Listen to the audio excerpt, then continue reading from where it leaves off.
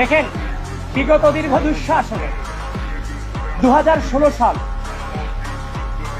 আমরা যে সময়টাতে ছাত্র রাজনীতিতে এসেছি, সে সময় কিন্তু কোনো কিছু পাওয়ার ছিল না, সেটা কিন্তু আপনারাও জানেন। তাহলে রাজনীতিতে কেন এসেছিলাম? রাজনীতিতে এসেছিলাম আওয়ামী রাজনৈতিক অপসংস্কৃতিকে ঘৃণা করে, সেটার এগেইনস্টে একটি সুষ্ঠু নতুন রাজনৈতিক বিনির্মাণের উদ্দেশ্যে আমরা টানা লড়াই সংগ্রাম করে দিয়েছি। ঢাকা বিশ্ববিদ্যালয়ে একটা স্টুডেন্ট ভর্তি হওয়ার পরে একদিকে ঢাকা বিশ্ববিদ্যালয়, আরেকদিকে সোহরাওয়ার্দী উদ্যান, সবচেয়ে ভালো জায়গা এবং সবচেয়ে খারাপ জায়গা। তো সুতরাং একটা স্টুডেন্টকে ঢাকা বিশ্ববিদ্যালয়ের পড়াশোনা, গবেষণা, রেজাল্ট, সহশিক্ষা, একজন শিক্ষার্থীকে পরিপূর্ণ ব্যক্তিত্ব সম্পন্ন এবং দেশপ্রেমিক হিসেবে গড়ে তোলাটাই ছাত্র রাজনীতির প্রধানতম কাজ। সুতরাং আমরা